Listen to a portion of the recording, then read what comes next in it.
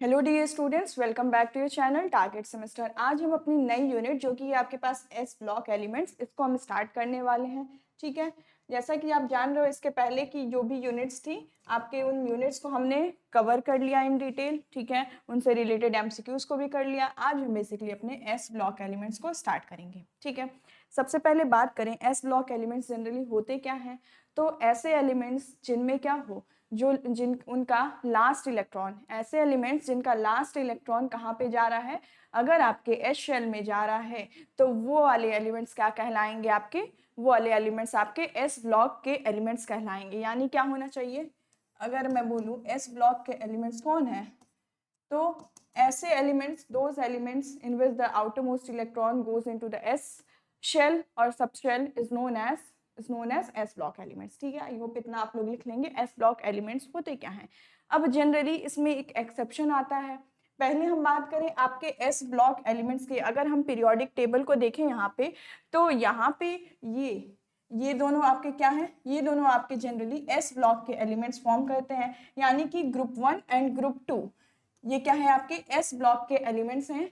इन दोनों ही अगर ग्रुप में हम देखेंगे तो इनमें क्या ऑब्जर्व करेंगे कि जो लास्ट वाला इलेक्ट्रॉन है वो हमारा कहाँ पे जा रहा है, वो हमारा एस वाले शेल में जा रहा है। ठीक है, इसको हम क्या बोलते हैं, ये आपके ग्रुप 1 के एलिमेंट्स हैं और ये आपके ग्रुप 2 के एलिमेंट्स हैं। अब एक्सेप्शन ये होता है एस ब्लॉक में कि ये जो आपका पहला है हाइड्रोजन, हाइड्रोजन जो है क्या दिख रहा है, ग्रुप 1 का एलिमेंट है, तो मैम एस ब्लॉक का एलिमेंट है नहीं। ये जो हाइड्रोजन होता है ये आपके एस ब्लॉक को नहीं बिलोंग करता। हालांकि इसमें क्या होता है 1s1, ये इसकी फीलिंग होती है, इलेक्ट्रॉन्स एस में ही जा रहे हैं, लेकिन ये ग्रुप 1 ये एस ब्लॉक को नहीं बिलोंग करता। ठीक है, क्योंकि हाइड्रोजन क्या है, हाइड्रोजन एक यूनिक एलिमेंट है, उसको सबसे अलग कैटेगरी में रखा गया है। तो हाइड्रोजन आपके एस ब्लॉक का एलिमेंट नहीं फॉर्म होता है। आपके lithium sodium potassium rubidium caesium francium ये आपके ग्रुप 1 के एलिमेंट्स होते हैं। और ग्रुप 2 के एलिमेंट्स यहाँ पे beryllium magnesium calcium strontium barium और रेडियम, ये आपके क्या हैं, ये आपके ग्रुप 2 के एलिमेंट्स हैं। ठीक है, ये दोनों मिलके आपके क्या बनाते हैं, ये दोनों जनरली मिलके आपके एस ब्लॉक के एलिमेंट्स का फॉर्म करते हैं। और इस एस ब्लॉक वाले चैप्टर में हमें बस इन्हीं सारे एलिमेंट्स जो इतने आपको दिख रहे हैं, इतने ही एलिमेंट्स की स्टडी करनी है। अब बात करें कि जो आपके एस ब्लॉक के एलिमेंट्स होते हैं उनके जनरल इलेक्ट्रॉनिक कॉन्फ़िगरेशन की, यानी कि जैसे हम एस ब्लॉक के एलिमेंट्स, पी ब्लॉक के एलिमेंट्स, डी ब्लॉक के एलिमेंट्स, सबके इलेक्ट्रॉनिक कॉन्फ़िगरेशन की बात करते हैं। पी ब्लॉक हमने पढ़ा था, उसमें उनके इलेक्ट्रॉनिक कॉन्फ़िगरेशन की बात की थी, बाकी सारी भी बात की है। एस ब्लॉक के जो होते हैं, यहाँ पे लिखते हैं हम, यहाँ पे वापस आते हैं, इनका जो जनरल इलेक्ट्रॉनिक कॉन्फ़िगरेशन होता है,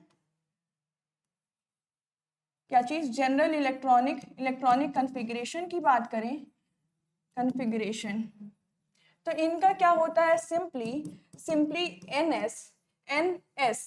एनएस पहले वाले ग्रुप 1 में 1 इलेक्ट्रॉन होते हैं और ग्रुप 2 में 2 इलेक्ट्रॉन होते हैं लास्ट वाले शेल में।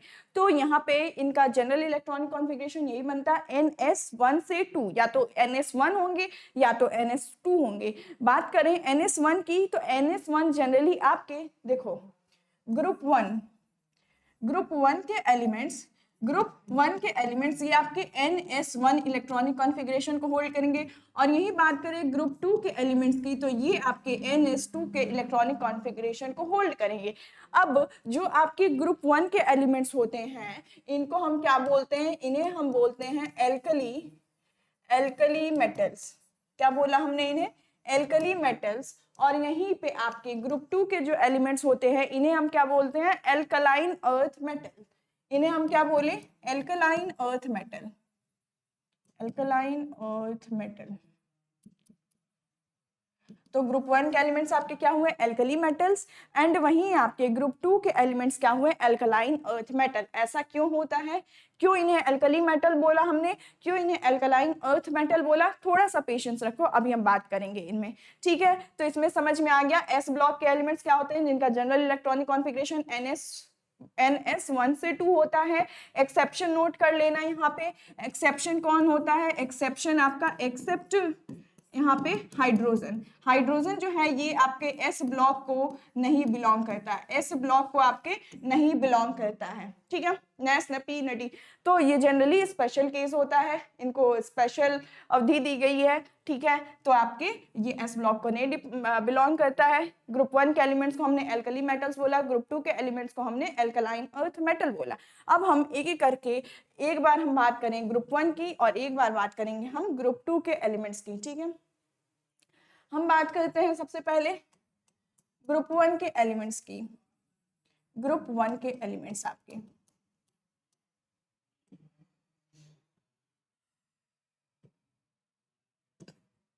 ग्रुप 1 के एलिमेंट्स को जैसा कि अभी हमने बोला, ये आपके क्या होते हैं, एल्कली मेटल्स होते हैं, एल्कली मेटल्स। अब बोलोगे मैम इन्हें क्यों एल्कली मेटल्स जनरली बोलते हैं, तो मेटल्स तो आपको समझ में आ रहा होगा कि ये मेटल्स हैं, क्यों, क्योंकि इनका इलेक्ट्रॉनिक कॉन्फ़िगरेशन हमने क्या बोला कि NS1 है मैम, तो NS1 है तो इसके पास जो ये एक इलेक्ट्रॉन है, अगर ये एक इलेक्ट्रॉन निकल जाएगा तो ये अपने नियरेस्ट नोबल गैस वाल के इलेक्ट्रॉनिक कॉन्फ़िगरेशन को अटेंड कर लेगा। उससे क्या होगा मैम, तो उससे इसका ऑक्टेट कंप्लीट होगा, और ऑक्टेट कंप्लीट होगा तो ये स्टेबल बनेगा। सब कोई क्या चाहता है, अपनी स्टेबिलिटी को अटेन करना। आप भी पढ़ लिख रहे हो क्यों, क्योंकि मैं स्टेबल हो जाऊं।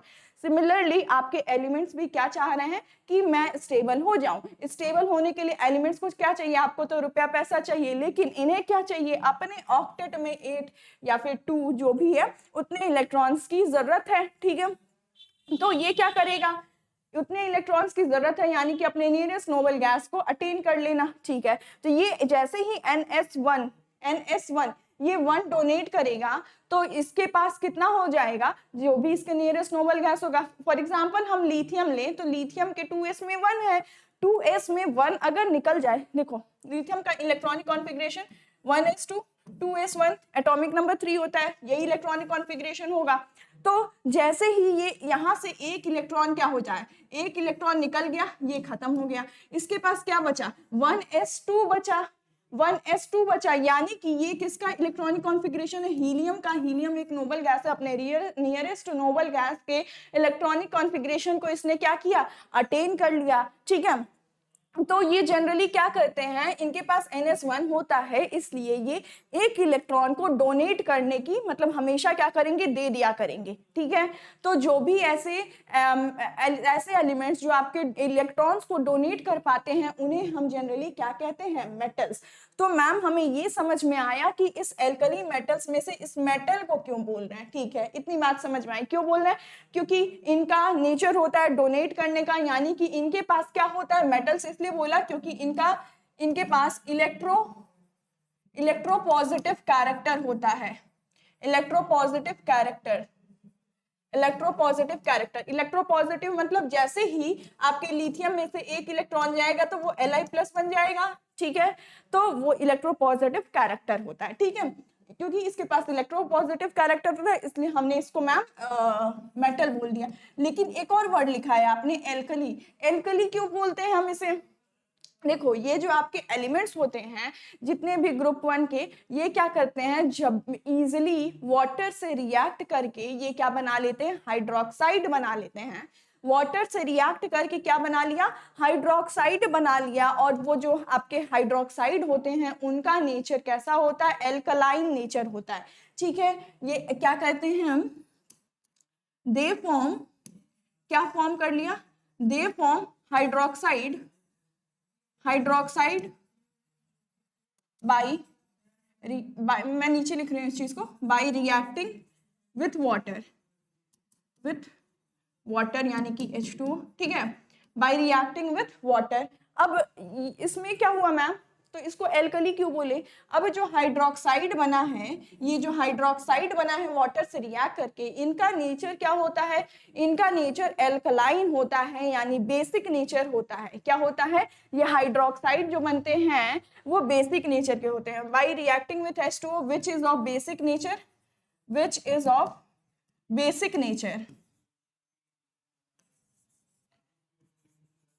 Basic nature. अब बेसिक नेचर को तो एल्कलिटी कहते हैं, एल्कलाइनिटी, तो इसीलिए हम इसको क्या नाम दिए, एल्कली। अब समझ में आया, ग्रुप 1 को हमने एल्कलाइन मेटल्स क्यों बोला है, ठीक है, alkali metal, sorry, alkali metals क्यों बोला है, ठीक है, इतना क्लियर है। अब हम एक बार से जो भी आपके ग्रुप 1 के एलिमेंट्स हैं उन पे एक नजर डालें। आपके पास क्या प्रेजेंट है, lithium, lithium, sodium, potassium, rubidium, caesium, francium, ठीक है। अब देखो जिन बच्चों को ये ऐसे इसी फॉर्मेट में लर्न है वो उनके लिए बहुत अच्छी बात है, ठीक है, बहुत अच्छी बात है। जिनको नहीं लर्न है एक दो बार रीड करो, याद हो जाएगा। Lithium, sodium, potassium, rubidium, caesium and francium. Lithium, lithium, sodium, potassium, rubidium, caesium, francium, बोल बोल के 2 3 4 बार बोल लो, ठीक है, आपको याद हो जाएगा, ठीक है। अगर ये भी नहीं याद होता है, ठीक है, तो हम कुछ न्यूमेरिक्स फॉलो कर लेते हैं। क्या न्यूमेरिक्स फॉलो करेंगे, लीना, लीना की, लीना की रूबी से, देखो लीना की रूबी से फ्रेंडशिप, ठीक है, लीना की रूबी से फ्रेंडशिप। अब इसमें क्या है मैम, तो यहाँ पे देखो लीना, लीना लिथियम, ये सोडियम हो गया, पोटेशियम की आपका पोटेशियम, रूबी, ठीक है, आपका रुबिडियम, और से फ्रेंडशिप। तो यहाँ पे से, तो अच्छा चलो इसको ऐसे लिख दे, लीना ने की रूबी से फ्रेंडशिप, लेकिन वहां पे से को क्या याद रखेंगे हम, वो सीजियम है, से सीजियम है, ठीक है, और फ्रेंडशिप आपका FR वाला आप फ्रेंडशिप से याद रखोगे, ठीक है। तो ये आपके क्या होते हैं, ग्रुप 1 के एलिमेंट्स हो गए। यहाँ पे जो फ्रेंशियम है ये आपका कैसा होता है, ये आपका रेडियो एक्टिव होता है। कैसा मेटल है, रेडियो एक्टिव मेटल है। तो जब भी हम स्टडी करेंगे अभी बाकी सारी प्रॉपर्टीज का, तो उसमें इसको एक्सक्लूड करेंगे, ठीक है। रेडियो एक्टिव मेटल्स का हम जनरली स्टडी नहीं कर रहे होते हम। अब यहाँ पे सोडियम और पोटेशियम है, ये हमारे नेचर में एबंडेंटली प्रेजेंट है, एबंडेंटली प्रेजेंट है। कहने का क्या मतलब है कि ये बहुत ही प्रचुर मात्रा में हमारे इन्वायरमेंट में प्रेजेंट है, बहुत ही ज्यादा अमाउंट में प्रेजेंट है। फॉर एग्जांपल अगर बोले सोडियम, सोडियम का डेली लाइफ में एग्जांपल बोले, नमक खाया है तो उसमें क्या है मैम, उसमें सोडियम है।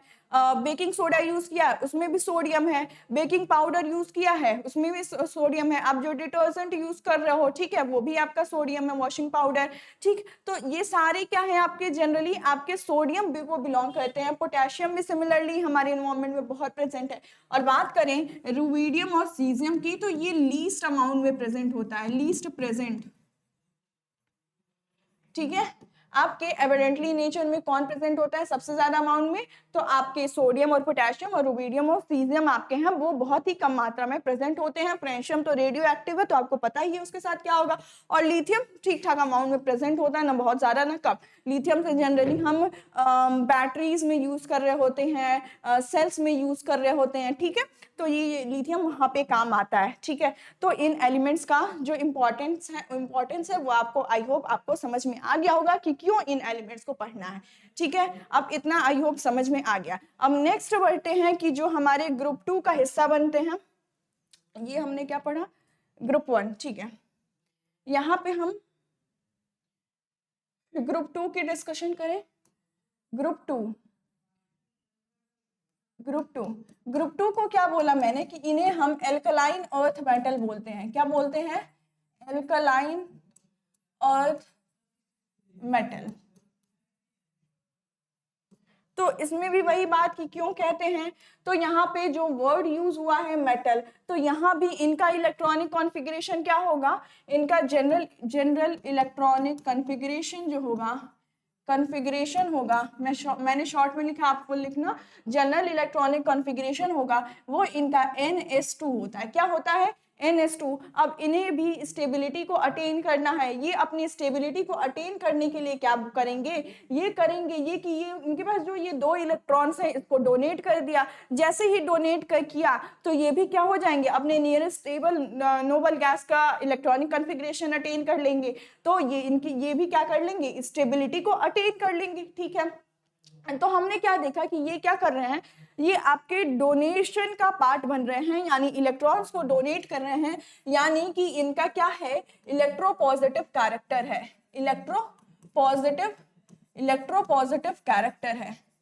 ये क्या लिखा है मैंने, ये आपका इलेक्ट्रोपॉजिटिव लिखा है, ठीक है, इलेक्ट्रोपॉजिटिव कैरेक्टर है, तो इसलिए इन्हें हम मेटल्स कहना जरूरी है, ठीक है, इसलिए हमें इन्हें मेटल्स कहना जरूरी है।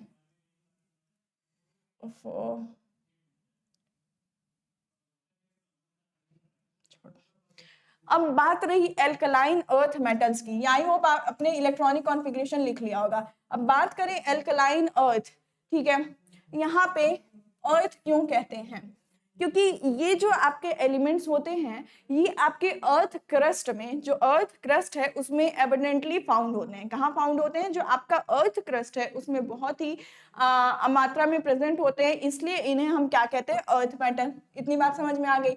अब यहाँ पे भी बात आई एल्कलाइन की, तो ये भी क्या करते हैं, जो इनके ऑक्साइड्स बनते हैं, ऑक्साइड्स कैसे बनेंगे, तो जब ये ऑक्सीजन से मिलेंगे तो ऑक्साइड्स बनाएंगे। इनके जो ऑक्साइड्स बनते हैं साथ में जो हाइड्रोक्साइड बनते हैं, हाइड्रोक्साइड्स बनते हैं, यानी कि जो H2O से मिलकर हाइड्रोक्साइड फॉर्म करेंगे OH नेचर का, तो जो इसके ऑक्साइड्स और हाइड्रोक्साइड्स बनते हैं उनका नेचर कैसा होता है, तो वो एल्कलाइन होते हैं। इनके जो ऑक्साइड्स और हाइड्रोक्साइड बने ये कैसे हुए, एल्कलाइन हुए, इसलिए इनका नाम हमने क्या दिया, एल्कलाइन अर्थ मेटल। अर्थ तो समझ में आ गया ना, क्योंकि ये अर्थ क्रस्ट में फाउंड होते हैं। क्यों, क्योंकि ये found in earth crust, found in earth crust. I hope इतनी जनरल बातें क्लियर हैं ग्रुप 2 के बारे में। अब हम क्या करें, अब हम इसके एलिमेंट्स को देख ले, कौन सा आपके ज्यादा मात्रा में प्रेजेंट है, कौन सा आपके कम मात्रा में प्रेजेंट है। पहला आपका होता है बेरिलियम, मैग्नीशियम। अच्छा यहाँ पे नहीं हो पाएगा, इसको हम नेक्स्ट पेज पे करते हैं, ठीक है, ठीक है। यहाँ आप क्या आएंगे, बेरिलियम, मैग्नीशियम, कैल्शियम, स्ट्रॉन्शियम। देखो यहाँ पे जो Mg और कैल्शियम है, मैग्नीशियम और कैल्शियम है, ये कैसा एलिमेंट है, ये आपका बहुत ही एबंडेंट मात्रा में पाया जाता है। फिर यहाँ पे स्ट्रॉन्शियम आएगा, फिर आपका बेरियम आएगा और फिर आपका रेडॉन आएगा। तो इसमें ये कैसे प्रेजेंट है, ये एबंडेंट में प्रेजेंट है, एबंडेंट में प्रेजेंट है। और स्ट्रॉन्शियम और बैरियम ये बहुत ही लीस्ट अमाउंट में प्रेजेंट है, लीस्ट अमाउंट में प्रेजेंट है। और यहाँ पे आपका रेडॉन क्या है, ये आपका रेडियो एक्टिव एलिमेंट्स हैं। तो ग्रुप 2 की स्टडी में इसको हम लोग स्किप करेंगे, ठीक है, रेडियो एक्टिव मेटल है। और यहाँ पे कौन बचा, बेरियम। ये बेरिलियम तो आपका जनरल अमाउंट में प्रेजेंट होता है, ना बहुत ही ज्यादा ना बहुत ही कम। लेकिन ये दोनों जो है मैग्नीशियम कैल्शियम, मैग्नीशियम कैल्शियम हमारी बॉडी को इवन नीड है, ठीक है। बोन्स में हमारे क्या है, कैल्शियम है, मैग्नीशियम हमारा एसेंशियल न्यूट्रिएंट बनता है, प्लांट्स को नीड है, ठीक है। तो बहुत सारी नीड है, तो ये बहुत ही ज्यादा अमाउंट में आपके प्रेजेंट होते हैं। आई होप इतना आपको समझ में आ गया होगा। अब यहाँ पे इसको याद कैसे करेंगे, beryllium, magnesium, calcium, strontium, barium, radon, ठीक है। तो इसमें बेरी मैंगो का यहाँ पे मैं लिख देती हूँ, इसका जो न्यूमेरिक्स होगा Be से हम लोग क्या याद करेंगे, Be से हम लोग बेरिलियम को याद रखेंगे, ठीक है। बेरी मैंगो का स्ट्रॉ बास्केट रेड, ठीक है। इससे क्या हुआ, यहाँ पे बेरी, यहाँ पे क्यों कौन आया, ये आपका बेरिलियम आया। मैंगो में कौन है आपका, मैग्नीशियम, कैल्शियम का से हम किसे याद रख रहे हैं, कैल्शियम को, और स्ट्रॉ से किसे याद रख रहे हैं, स्ट्रॉन्शियम को, और बेरियम को बास्केट से, और रेड को रेडॉन से, ठीक है।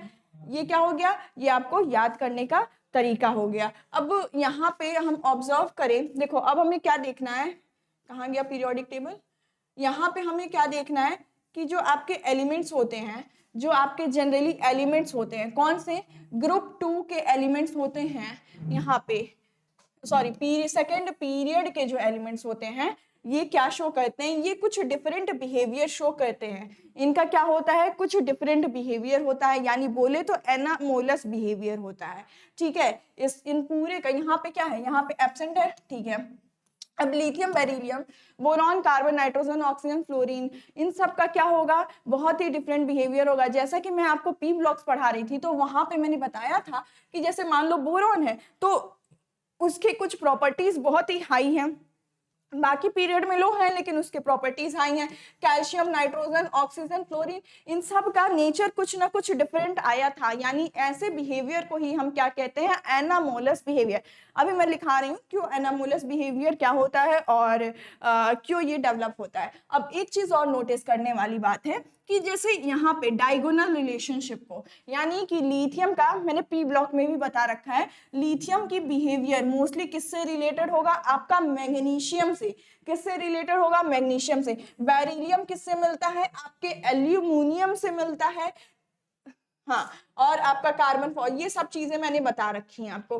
तो यहाँ पे हमें ग्रुप 2 ही, ग्रुप एस ब्लॉक को ही देखना है। तो लिथियम, मैग्नीशियम से बेरिलियम और एल्यूमिनियम का बिहेवियर सेम होगा। तो डायगोनल रिलेशनशिप में क्यों सेम होता है, क्यों इनके बिहेवियर सेम देखने को मिलते हैं, बिकॉज इनके साइजेस जो होते हैं ऑलमोस्ट सेम होते हैं। यहाँ पे देखो, यहाँ पे एब्सेंट है, कुछ नहीं प्रेजेंट है, तो इनके साइजेस हमको क्या देखने को मिलता है, ऑलमोस्ट सेम देखने को मिलता है, लिथियम मैग्नीशियम का, बेरिलियम एल्यूमिनियम का। इसलिए डायगोनल रिलेशनशिप एग्जिस्ट करती है, जिसकी वजह से क्या होगा, मोस्टली प्रॉपर्टीज इन दोनों के, आपके लिथियम और मैग्नीशियम के मोस्टली प्रॉपर्टीज क्या होंगे, सेम होंगे। ठीक है, और इन दोनों के भी प्रॉपर्टीज, बेरिलियम और एल्यूमिनियम के भी प्रॉपर्टीज आपके सेम देखने को मिलेंगे। अब हम बात करेंगे यहाँ पे एनामोलस बिहेवियर की।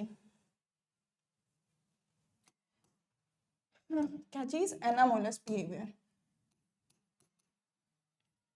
एनामोलस बिहेवियर कि ये जो है ये डिफरेंट बिहेवियर क्यों शो कर रहा है। एनामोलस बिहेवियर मतलब कि इनका जो फर्स्ट वाले जो ग्रुप 2, सॉरी यहाँ पे देखो जो पीरियड 2 के एलिमेंट्स हैं, यहाँ पे ये वाले जो एलिमेंट्स हैं इनका जो बिहेवियर होता है पूरा ही डिफरेंट बिहेवियर ये शो करते हैं। बाकी नीचे वाले, जैसे बोरॉन फैमिली की बात की थी, तो इन सारे से किसका बिहेवियर डिफरेंट था, बोरॉन का बिहेवियर डिफरेंट था।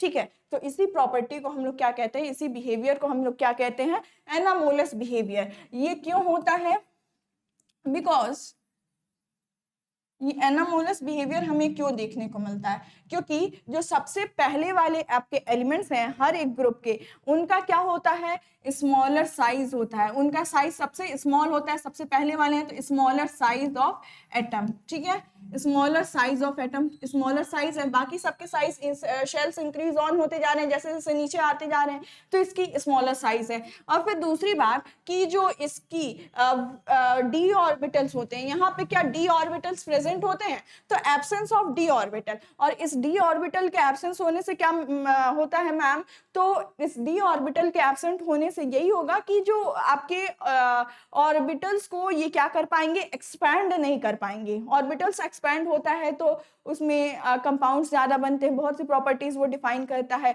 ऑक्सीडेशन स्टेट वेरी करेगा। ठीक है, तो अनअवेबिलिटी ऑफ, क्या लिख सकते हैं हम इसको, अनअवेबिलिटी ऑफ वैकेंट डी ऑर्बिटल, क्या कि इनके पास जो वैकेंट डी ऑर्बिटल है वो नहीं प्रेजेंट होता है। फिर और क्या बात करें, इनके आयनाइजेशन एंथैल्पी की बात करें तो जो सबसे पहले वाले हैं इनके आयनाइजेशन एंथैल्पी बहुत ही हाई देखने को मिलती है, हायर आयनाइजेशन एंथैल्पी होता है, यानी कि इलेक्ट्रॉन्स को निकालने के लिए, यानी कि कैटायन में कन्वर्ट करने के लिए हमें बहुत ही ज्यादा क्या देनी पड़ेगी, एनर्जी देनी पड़ेगी। तो यहाँ पे इनकी जो क्या कहते हैं आयनाइजेशन एंथैल्पी होता है, आयनाइजेशन एनर्जी होता है, वो बहुत ही ज्यादा होता है। साथ में और क्या चीज ऑब्जर्व करते हैं हम कि इनकी हायर इलेक्ट्रोनेगेटिविटी होती है, इलेक्ट्रोनेगेटिविटी, ये क्या लिखा है मैंने, नेगेटिविटी, इलेक्ट्रोनेगेटिविटी। इनकी जो इलेक्ट्रोनेगेटिविटी वैल्यू अगर हम ऑब्जर्व करें तो बहुत ही ज्यादा आपको देखने को मिलती है, किसकी, एनामोलस बिहेवियर वाले एलिमेंट्स के केस में। क्यों, जो पहले वाले एलिमेंट्स होते हैं उनका बिहेवियर क्यों डिफरेंट है। आई होप ये चारों रीजन आपको समझ में आ गए होंगे कि ये कैसे आपके जो पहले वाले एलिमेंट हैं हर एक ग्रुप में उसकी बिहेवियर को कैसे अफेक्ट कर रहे हैं। ठीक है, ये बात हो गई आपके क्या कहते हैं एनामोलस बिहेवियर की। ठीक है, अब हम बात करेंगे एक एक करके जो जनरल ट्रेंड्स हम लोग देखते हैं। पहला हम बात करें, ये हम किसके बारे में बात करें, हम अपने ग्रुप 1 एलिमेंट्स के बारे में बात कर रहे हैं।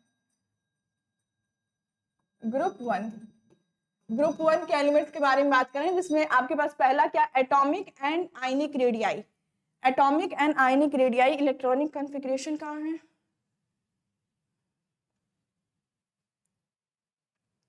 चलो, एटॉमिक एंड आयनिक रेडियाई के बारे में बात करने से पहले हम लोग को क्या देख लेना चाहिए, इलेक्ट्रॉनिक कॉन्फ़िगरेशन देख लेना चाहिए कि जो भी हमारा एलिमेंट है वो उसका इलेक्ट्रॉनिक स्टेट कॉन्फ़िगरेशन क्या है। ठीक है, लिथियम की बात करें, यहाँ पे आपके एलिमेंट्स को लिख रही हूँ, यहाँ पे उनके कॉन्फ़िगरेशन को लिखेंगे। ठीक है, lithium, sodium, potassium, rubidium, caesium, francium.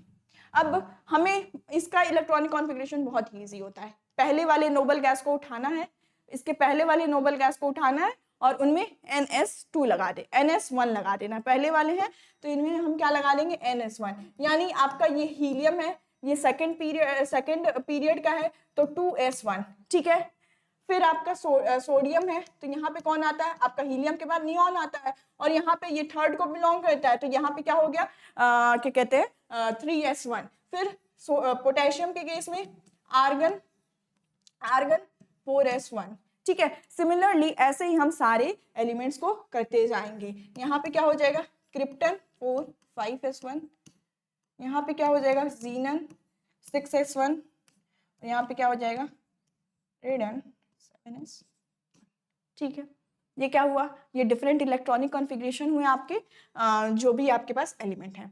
अगर इसको ओपन करना चाहो तो हीलियम का इलेक्ट्रॉनिक कॉन्फ़िगरेशन लिख लो, लेकिन जनरली हम यहाँ पे क्या होता है, रेडन पे जाते जाते आपका बहुत बड़ा होता जाएगा, इसलिए हम लोग क्या करते हैं, अपने नोबल गैस के कॉन्फ़िगरेशन को यहाँ पे यूज कर रहे होते हैं। ठीक है, इतना क्लियर है।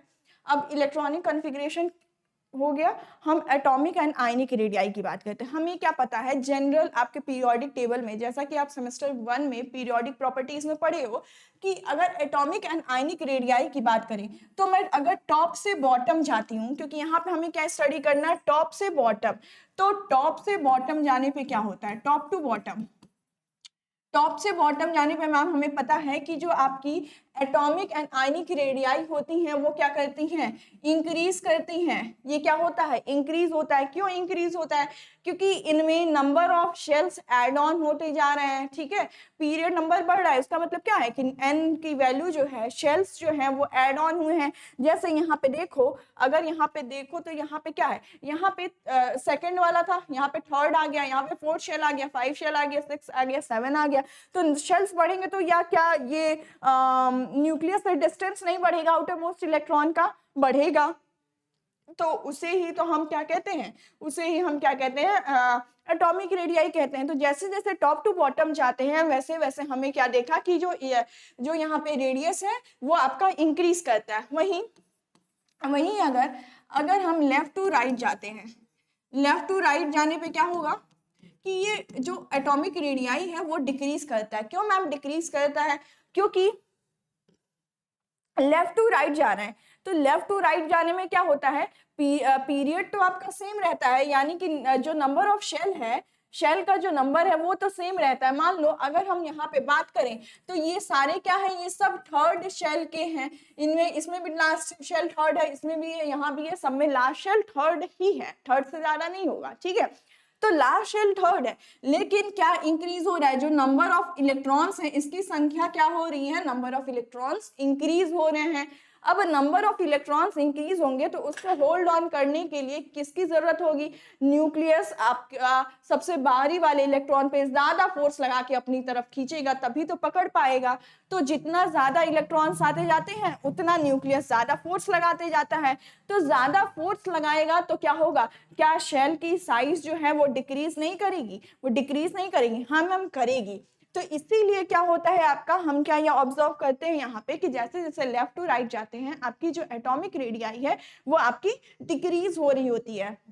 तो यहाँ पे फॉर एस ब्लॉक एलिमेंट्स क्या होगा, एस ब्लॉक एलिमेंट्स ग्रुप 1 के लिए, हम ग्रुप 1 की स्टडी कर रहे हैं, हम टॉप टू बॉटम जाएंगे, टॉप टू बॉटम जाएंगे, lithium, sodium, potassium, rubidium, caesium, francium तक जाएंगे, तो हमारी जो वहां पे क्या हो रही है, number of shells add on हो रहे हैं। इस वजह से ग्रुप 1 के लिए क्या होता है, एटॉमिक रेडियाई फॉर से ग्रुप 1 क्या होगा, इंक्रीज। ठीक है, यहाँ पे क्या हुआ, इंक्रीज हुआ, और यहाँ पे कोई भी एक्सेप्शन आपको देखने को नहीं मिलेगा, ठीक है। यहाँ पे एक्सेप्शन नहीं देखने को मिलेगा कि किसी की साइज किसी से बड़ी है, नहीं, ऐसा कुछ नहीं देखने को मिलेगा। जनरली ये क्या करेंगे, जनरली ये इंक्रीज करेंगे, ठीक है। इतनी बात समझ में आ गई। अब एटॉमिक रेडियाई में इससे ज्यादा कुछ नहीं है, इतना बस याद रखना है कि नंबर ऑफ शेल्स इंक्रीज होगा, तो नंबर ऑफ शेल्स इंक्रीज होने की वजह से क्या होगा, हमारा जो रेडियस है वो इंक्रीज हो जाएगा, ठीक है। यहाँ पे नेक्स्ट हमें बात देखो, और यहाँ पे एक और चीज कि अगर आप हमसे जुड़ना चाहते हो और हमारे बैच से जुड़ना चाहते हो और हमसे पढ़ना चाहते हो, तो आप हमारे टारगेट गुरुकुल के मोबाइल ऐप से आप इस मोबाइल ऐप को डाउनलोड कर सकते हो और वहां से आप इस साथ ही बैच में एनरोल हो सकते हो। वहां पे आपको ये physics, chemistry, zoology, botany and math सारे सब्जेक्ट्स एक ही जगह पे आपको दे दिए जाएंगे। और सबसे बेस्ट बात, ये आपका जो है ये सिर्फ 5999 में ये पूरे सब्जेक्ट्स आपको, ये सारे सब्जेक्ट्स जितने दिख रहे हैं आपको पूरा ही आपको 5999 में आपको मिल जाएगा। और साथ में यहाँ पे आपके थ्योरी क्वेश्चंस मिलेंगे, क्लास नोट्स मिलेंगे, पीडीएफ सारा कुछ मिल जाएगा, मेंटोरशिप मिलेगी और आपको इंपॉर्टेंट एमसीक्यूज देने होंगे वो भी मिल जाएंगे, ठीक है। तो सारा कुछ आपको एक ही जगह पे मिल जाने वाला है, ठीक है। तो आप जुड़ सकते हो यहाँ से। नेक्स्ट हम बात करेंगे आयनाइजेशन पोटेंशियल की। नेक्स्ट प्रॉपर्टी क्या है हमारे पास, आयनाइजेशन पोटेंशियल। सबसे पहले आयनाइजेशन पोटेंशियल होता क्या है, तो अगर हम बात करें लिथियम की बात करें और आयनाइजेशन पोटेंशियल के रिस्पेक्ट में, तो ये जो लिथियम है मैम, इसमें से जो एक इलेक्ट्रॉन क्या होना चाहिए, एक इलेक्ट्रॉन को निकालने के लिए, इससे बाहर एक इलेक्ट्रॉन को निकालने के लिए जो अमाउंट ऑफ एनर्जी की जरूरत पड़ेगी हमें, कब, जब हमारा लिथियम आइसोलेटेड गैसेस स्टेट में, आइसोलेटेड गैसेस स्टेट मतलब मैम कि इसका मतलब यही है कि इसने अभी ना तो एक भी इलेक्ट्रॉन दिया है ना तो किसी से एक भी इलेक्ट्रॉन लिया है, यानी कि हमारा लिथियम कैसे प्रेजेंट है, आइसोलेटेड गैसेस स्टेट में प्रेजेंट है। तो जब हमारा एटम आइसोलेटेड गैसेस स्टेट में प्रेजेंट हो, उस केस में उसमें से जो इलेक्ट्रॉन को निकालने की जो एनर्जी लगती है, उसी एनर्जी को हम क्या कहते हैं, आयनाइजेशन पोटेंशियल, ठीक है। क्या कहते हैं उसे, आयनाइजेशन पोटेंशियल। अब हम बात करें ionization potential, ionization enthalpy, ionization energy, सारी बातें सेम है, ठीक है। अब हम बात करें इनका ट्रेंड क्या होता है पीरियोडिक टेबल में, कब ये इंक्रीज करेंगे, कब ये डिक्रीज करेंगे। जैसे जैसे हम टॉप टू बॉटम जाएंगे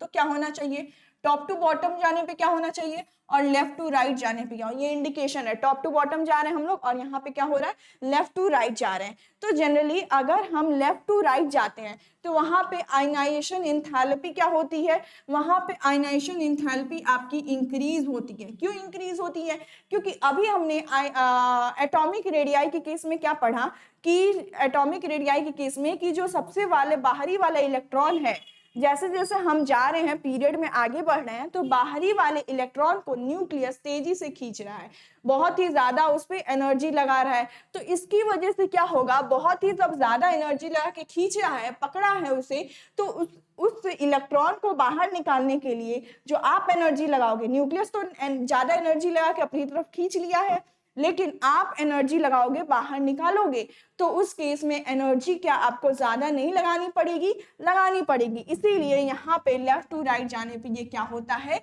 आपका इंक्रीज होता है। और वहीं हम बात करें टॉप टू बॉटम आने पे, तो वहां क्या हो रहा है, वहां तो एटॉमिक रेडियाई बढ़ रही है, न्यूक्लियस यहाँ है, बाहरी वाला इलेक्ट्रॉन यहाँ है, तो इन दोनों के बीच में बहुत ज्यादा दूरी है।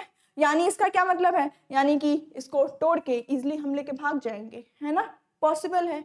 न्यूक्लियर फोर्स उतना नहीं होगा, शील्डिंग की वजह से शील्डिंग होगा, न्यूक्लियर फोर्स कम होगा, तो यहाँ पे निकाल पाना इजी होता है। इसीलिए टॉप टू बॉटम जाने पे ये क्या होता है, डिक्रीजेस। क्या होता है, टॉप टू बॉटम जाने पे इसकी वैल्यू डिक्रीज होती है। अब हम बात करें अपने एल्कली मेटल्स की, तो इनके लिए क्या होगा, तो टॉप टू बॉटम जाने पे डिक्रीज होती है, ठीक है। आयनाइजेशन एनर्जी आएगी, मतलब ionization energy decreases down the group alkali metals के लिए, ठीक है, क्लियर है। ये बात हो गई किसके बारे में, आयनाइजेशन पोटेंशियल की, ठीक है।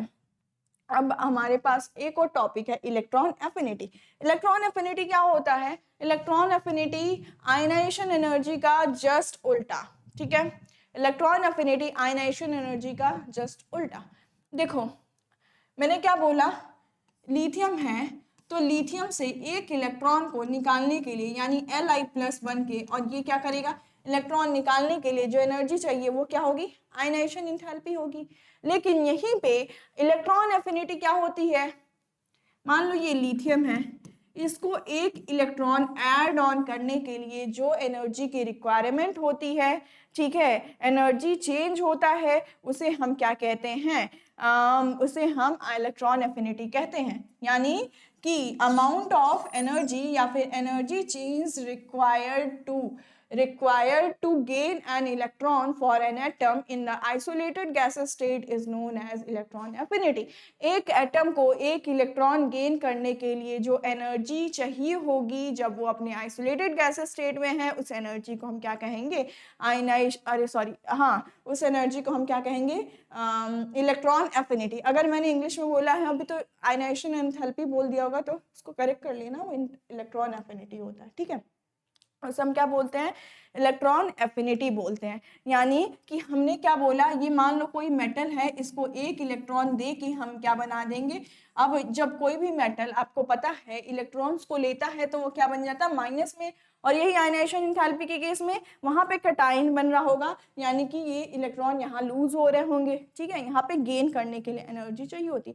अब हम बात करना है हमें किसके बारे में, एल्कली मेटल्स के बारे में। तो एल्कली मेटल्स की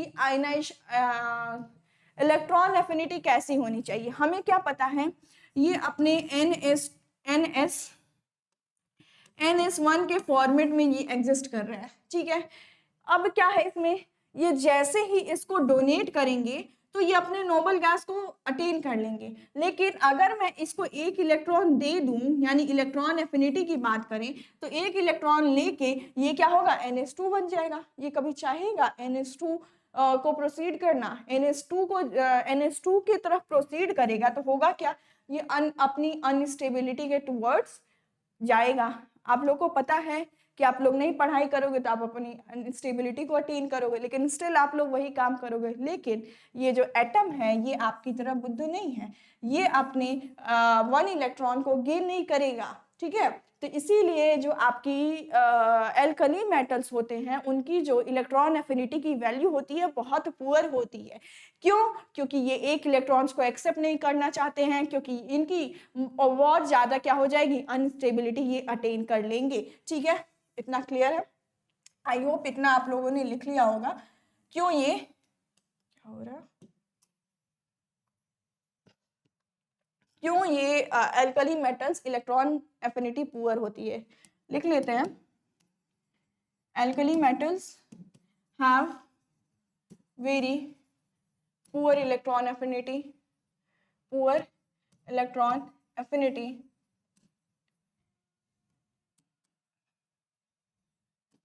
as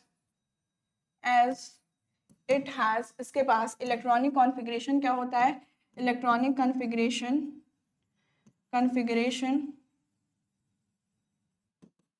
of NS1 and by gaining an electron it leads towards its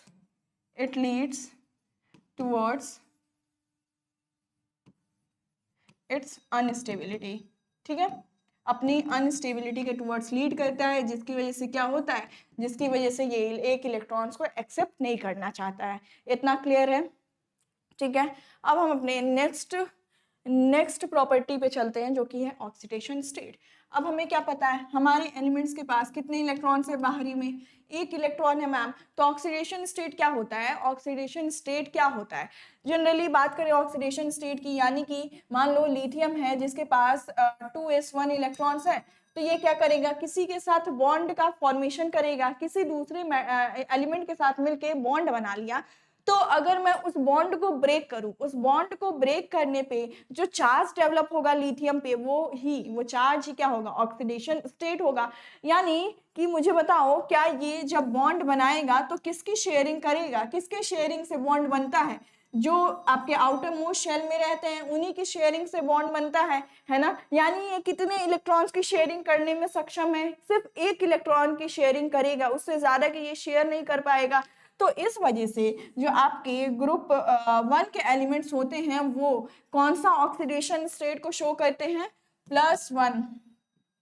+1 oxidation state. ठीक है, तो यहाँ पे लिख लो alkali metals shows stable +1 oxidation state. OS मतलब क्या है, ऑक्सीडेशन स्टेट है। तो ये क्या शो करते हैं, +1 ऑक्सीडेशन स्टेट को शो करते हैं। क्यों, क्योंकि because they can donate an electron easily, donate 1 electron easily. ठीक है, इस एक इलेक्ट्रॉन को ये क्या कर पाता है, बहुत ही आसानी से डोनेट कर पाता है। हालांकि हम क्या देखेंगे, सेकेंड आयनाइजेशन एनर्जी क्या हो जाएगी, सेकेंड आयनाइजेशन एनर्जी इस लिथियम के लिए ही बात करें, एक इलेक्ट्रॉन निकाल दिया, यानी कि अब इसका कॉन्फ़िगरेशन 1s2 है, पहले 1s2 2s1 था, लेकिन एक इलेक्ट्रॉन निकालने के बाद अब इसका कॉन्फ़िगरेशन क्या हो गया, 1s2 हो गया। तो अब जो दूसरा इसमें से इलेक्ट्रॉन निकलेगा बॉन्डिंग के लिए, वो क्या होगा, वो आपका आयनाइजेशन एनर्जी 2 होता है। तो आयनाइजेशन एनर्जी 2 की वैल्यू बहुत हाई होगी, क्योंकि अभी क्या है, ये हीलियम का इलेक्ट्रॉनिक कॉन्फ़िगरेशन अटेन कर लिया है। तो अटेन कर लिया है जिसका मतलब क्या है, ये बहुत ही अपनी सबसे पावरफुल स्टेज में अभी एग्जिस्ट कर रहा है, सबसे स्टेबल स्टेट में एग्जिस्ट कर रहा है, इसलिए ये अभी इलेक्ट्रॉन निकालना नहीं चाहेगा। तो इसलिए सेकंड आयनाइजेशन एंथैल्पी की वैल्यू इन सबों के लिए एल्कली मेटल्स के लिए हाई होती है। तो यहाँ पे सिर्फ और सिर्फ +1 ऑक्सीडेशन स्टेट को हम देखते हैं, इनमें क्या बनता है, सिर्फ और सिर्फ +1 ऑक्सीडेशन स्टेट बनता है।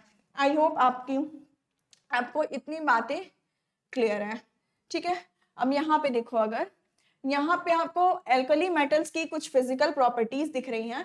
हाँ, आप इसको देख सकते हो, atomic number, molar mass, density भी देख सकते हो, मोलर वॉल्यूम। आपका ज्यादा फोकस कहाँ पे आपके सिलेबस में जो है, एटॉमिक रेडियाई, आयनिक रेडियाई, ठीक है, आयनाइजेशन एनर्जी, इलेक्ट्रोनेगेटिविटी, ठीक है, और एटॉमिक नंबर तो आपको पता होना चाहिए। इन 4-5 पॉइंट्स पे आपका ज्यादा फोकस होना चाहिए। ठीक है, तो आप इन चीजों को यहाँ पे कंपेयर कर सकते हो। ठीक है, आई होप इतना क्लियर है आपको।